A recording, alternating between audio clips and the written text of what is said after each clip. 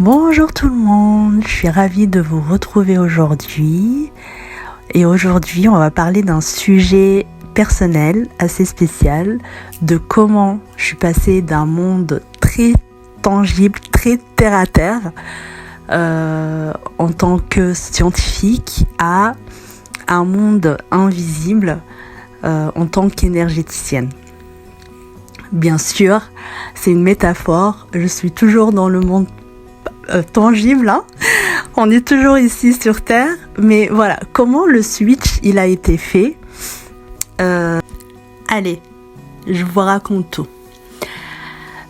Tout commence, à mon avis, en regardant les choses d'une manière rétrospective. Tout a basculé en fait en 2019. Mais avant 2019, on va aller encore plus loin dans l'enfance pour vous dire comment j'ai atterri dans le monde scientifique. En fait, moi, depuis toute petite à l'école, j'adore les maths. Ensuite, quand je suis arrivée au collège, j'ai découvert mon premier cours de physique. Ça a été une révélation. C'était génial. D'ailleurs, ça m'a poursuivi jusqu'au doctorat, puisque j'ai fait un doctorat en chimie, plutôt chimie physique, et c'est, pour moi, ça m'a poursuivi toute ma vie. C'est une passion, c'est plus qu'une passion. J'ai vraiment adoré. J'adore jusqu'à aujourd'hui la science et tout ce que j'ai fait. Pourquoi ? Alors pourquoi j'adore autant la science ? Parce que ça m'a permis, jusqu'à cette époque-là, de comprendre en fait tout le monde qui m'entoure. Je suis une assoiffée. D'ailleurs, si j'ai fait un doctorat, je suis vraiment, je pense, un chercheur dans l'âme de la vérité entre guillemets, c'est-à-dire de comprendre tout ce qui m'entoure. Et pour moi, la physique, la chimie, c'est la science qui me permettait de comprendre tout ce monde-là. Je suis toujours autant fascinée par les nouvelles technologies. Et en fait, ce qui s'est passé, c'est que j'ai travaillé dans le monde de la recherche, dans le domaine public, et en 2014 je décide de rejoindre le domaine privé et je travaille dans une start-up. Et là, qu'est-ce qui se passe ? J'avais eu une deuxième révélation, dans le sens où j'ai découvert le monde de l'entrepreneuriat, et pour moi j'étais faite pour être chercheur et j'étais faite pour être entrepreneur, pour être autonome, indépendante, monter des projets, des défis, des challenges, innover, créer, voilà, ça c'est tout mon monde, jusqu'à aujourd'hui d'ailleurs, je dirais, si j'ai l'opportunité encore de faire ça, je cours pour faire ça. Donc, en 2019, je reviens à 2019, au moment de bascule, un moment de bascule, on va dire une amorce, ça a été une amorce douce, une douce amorce, puisque en fait en janvier 2019, je fais une formation en entrepreneuriat sur un projet sur lequel je devais monter une start-up derrière avec une équipe. Et c'était vraiment une révélation. L'entrepreneuriat, pour moi, c'est vraiment fait pour moi.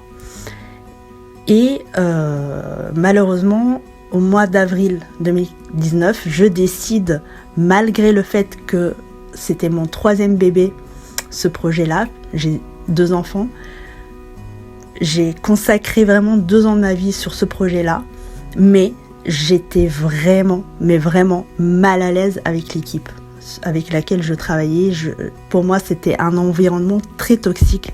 J'ai tenu jusqu'à ce que vraiment c'est allé trop loin. En fait, en avril, je décide de tout quitter pour vous dire que j'ai quitté sans jamais retourner là-bas, parce que j'ai laissé toutes mes affaires en fait dans le laboratoire où je travaillais.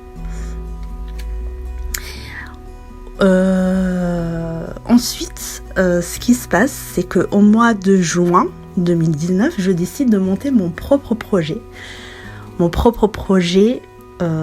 Toute seule. J'essaye de constituer une nouvelle équipe, un nouveau partenariat. Pourquoi ? Pour développer des vernis à ongles à base d'ingrédients naturels, d'ingrédients non seulement naturels, mais aussi, surtout, pas toxiques. Pourquoi ? Parce que, en fait, si vous voulez, depuis 2018, j'ai eu, comme je vous ai dit, une amorce dans le sens où je me posais, c'est une sorte de prise de conscience où je me posais plein de questions. Je me rappelle à cette époque-là, je demandais beaucoup de questions à ma mère en lui disant comment faisait mamie. Je voulais absolument faire comme les personnes, presque en fait les traditions ancestrales. Je voulais revenir aux traditions ancestrales, au naturel, au brut. Je voulais vraiment revenir à des choses simples. J'en avais marre en fait de tout le côté artificiel dans lequel on vivait, mais d'une façon vraiment intuitive sans le savoir. Hein. Et donc je me renseignais beaucoup. Ça a commencé pour moi par le côté produits cosmétiques.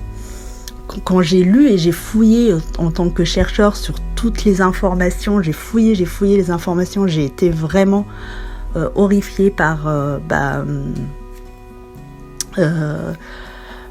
tout ce que on ingurgite en fait dans le commerce avec les produits commerciaux, hein, les produits que l'on trouve dans le commerce.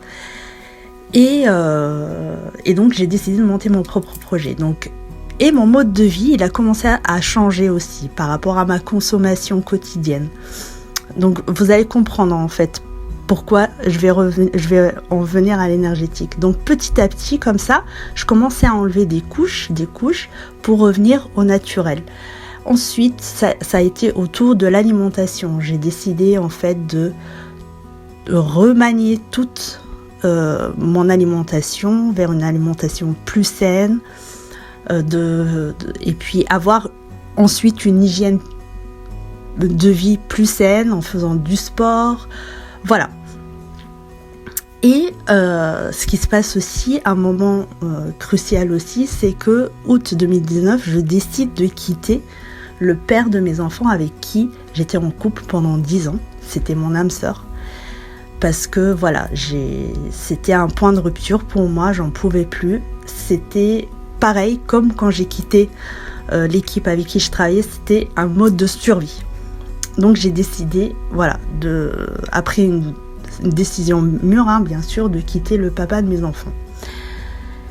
Et un mois après, il y a une copine qui s'est formée aux soins énergétiques et qui m'a dit « Écoute, je viens de me former, j'ai besoin de cobayes, est-ce que tu veux venir bénéficier d'un soin énergétique ?»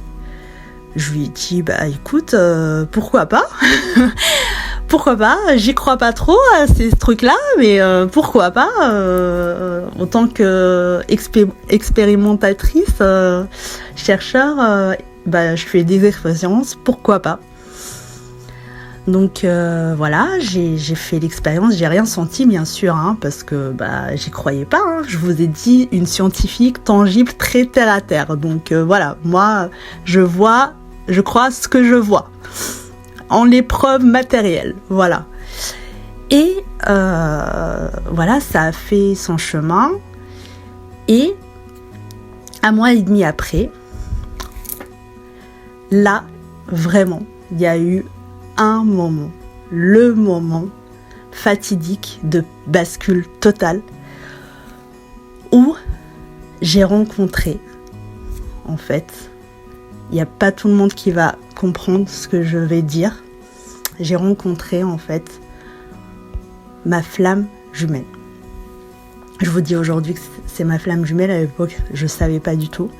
Mais c'est une personne qui m'a, en en me reconnectant avec lui, qui m'a fait bousculer, qui m'a fait en fait... j'ai eu un shoot lorsque je me suis reconnectée à lui, un shoot de tout le monde en fait invisible. Et j'étais complètement...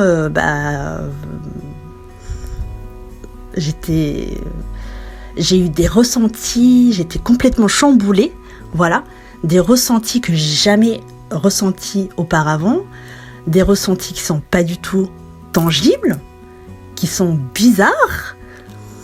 J'ai senti une boule d'énergie traverser mon corps et je me dis mais c'est pas possible, mais tu deviens folle ma cocotte, mais c'est quoi ça? Bien sûr c'est que après qu'on comprend. Et voilà, donc ce moment-là c'était un moment de bascule où voilà, j'ai eu un shoot du monde invisible, on va dire, du monde stellaire, et c'est comme si en fait d'un coup on me donnait plein d'informations je me reconnecte en fait au monde invisible. Et bien sûr au début on croit qu'on est fou parce qu'on comprend pas, bien sûr parce que on croit qu'au matériel, qu'aux choses qu'on voit. Et puis petit à petit, en creusant, en creusant, puisqu'en fait on a des signes qui viennent comme ça à fur et à mesure, qu'on balaye bien sûr parce qu'on ne croit pas, mais ils reviennent, voilà ces signes-là. Quand on voit des signes, des synchronicités qui se passent en fait, quand on voit aussi... la télépathie qui a opéré plusieurs fois en fait avec mon jumeau. Donc pour les personnes qui m'écoutent, qui sont dans un parcours flamme jumelle, il y a, je pense que c'est vous qui allez me comprendre, ou bien des personnes qui sont dans un parcours d'éveil de conscience spirituelle, autre qu'un parcours flamme jumelle. D'autres personnes, par exemple, qui ont subi des traumatismes et qui sont sur ce chemin de parcours de conscience spirituelle, ou bien des personnes qui ont des chocs. Donc je disais des personnes qui ont eu des chocs émotionnels, ça rejoint les traumatismes, ou bien des personnes qui ont des accidents graves et puis ils ont eu des révélations. Il faut vraiment que ça soit brutal pour avoir un réveil aussi radical. Il faut que ça soit des traumatismes, des chocs, des accidents brutals qui secouent vraiment. D'ailleurs, il y a Joe Spinoza qui en parle, je ne sais pas si vous connaissez. Et puis il y a aussi Eckhart Tolle qui parle aussi du moment présent, qui a eu en fait cet éveil de conscience aussi juste au moment où il a décidé de se suicider. Là il y a une voix intérieure qui est venue en fait complètement le bousculer. Il faut vraiment qu'il y ait des chocs, mais vraiment des chocs, ultra chocs, pour avoir un réveil aussi bousculant qui remanie en fait toute l'existence. Et c'est là, en fait, là, j'aimerais bien, en fait, bien sûr, je parle à toutes les personnes qui sont en parcours d'éveil de conscience spirituelle, mais plus précisément, ceux qui sont en parcours flamme jumelle, ceux qui sont au début de ce parcours, vous n'êtes pas fous. Je veux vous rassurer, vous n'êtes pas fou. Si vous êtes cartésien comme moi, vous n'êtes pas fou. Vous êtes là pour expérimenter justement la déprogrammation, moi j'appelle ça la déprogrammation de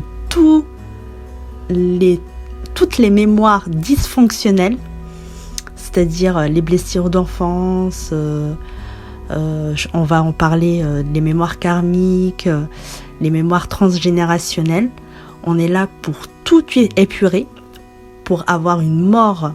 Vraiment, la nuit noire de l'âme, c'est ça, parce que c'est ce qu'on vit, hein. C'est vraiment ce qu'on appelle la nuit noire de l'âme, une déprogrammation de toutes les fondations sur lesquelles on s'est basé de notre naissance, notre programmation interne, jusqu'à ce réveil, ce choc, pour ensuite, donc comme je disais, une mort, la nuit noire de l'âme, une mort entre guillemets de l'ego, bien sûr, pour renaître à nouveau à soi-même. Donc pour moi, que ce soit la reconnexion avec son jumeau, ou bien un choc émotionnel, un réveil comme ça, où on vit l'expérience de la nuit noire de l'âme, c'est un parcours initiatique pour soi-même, initiatique de réveil à soi-même. C'est un parcours spirituel où justement on est baigné dans tout ce monde-là, tout ce monde de l'invisible. La spiritualité, c'est ça. C'est le monde invisible, le monde qui n'est pas tangible, le monde pour moi qui est magique, vraiment. Ça relève de la magie parce que en fait, ça constitue, comme j'aime bien, j'adore cette métaphore, ça constitue la partie immergée de l'iceberg,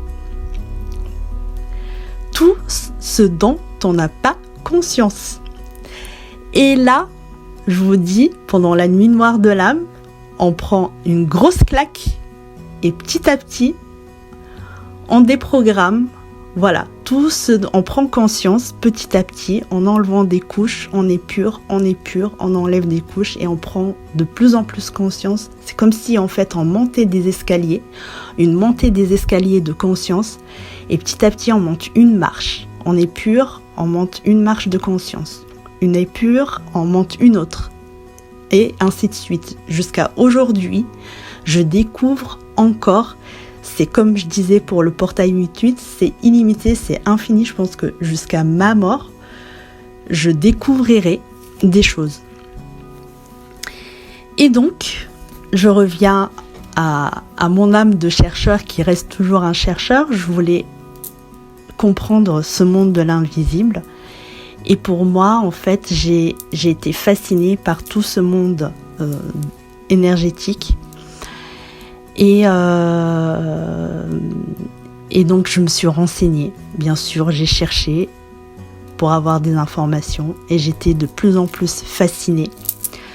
Vraiment, pendant toute cette période-là, donc depuis fin 2019, que je suis en éveil de conscience spirituelle, jusqu'à ce que je me forme au Reiki. Et pour moi, c'est une révélation. Jusqu'à ce que je me forme au Reiki. Et vraiment, le Reiki, ça a été aussi un moment décisif dans ma vie. Ça m'a fait grandir, mais vraiment grandir d'une force inimaginable. Donc voilà, c'est comme ça que je suis passée en fait d'une scientifique à une énergéticienne. Bien sûr, je vous raconte pas tout le détail derrière parce que sinon ça va être trop long et vous allez en avoir marre d'écouter ce podcast, cette capsule. Mais je suis vraiment contente aujourd'hui, je suis vraiment heureuse d'être initiée au Reiki, de le pratiquer d'abord sur moi-même, de l'avoir pratiqué sur moi-même, et on le pratique tous les jours sur soi-même avant de le pratiquer sur les autres. Ça a été vraiment pour moi un bien-être, un bien fou, et encore une fois, ça m'a apporté l'harmonie dans ma vie et une grandeur, voilà, une grandeur de conscience. Donc voilà mon histoire. Et je pense que la prochaine fois, je vais vous parler justement plus en détail sur les énergies, pourquoi c'est important d'avoir une bonne hygiène énergétique, de prendre conscience en fait de ces corps subtils et ces corps énergétiques, des chakras, les centres énergétiques. Je vais vous parler de tout ça et j'espère que vous allez être autant passionné que moi de ce monde de l'énergie. Merci infiniment de m'avoir écouté et j'espère que vous allez aimer cette capsule et je vous fais de gros bisous et je vous dis à bientôt.